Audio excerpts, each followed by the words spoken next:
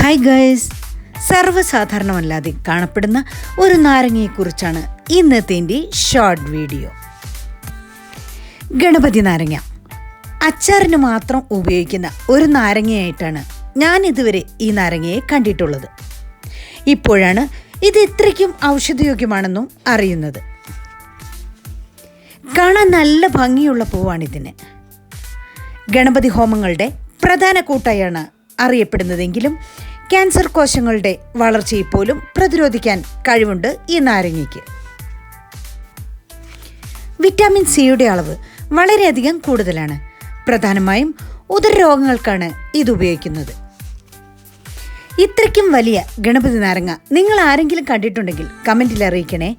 അതുപോലെ തന്നെ വീഡിയോ ഇഷ്ടപ്പെട്ടാൽ ലൈക്ക് ചെയ്യാനും കമൻറ്റ് ചെയ്യാനും ഷെയർ ചെയ്യാനും മറക്കരുതേ.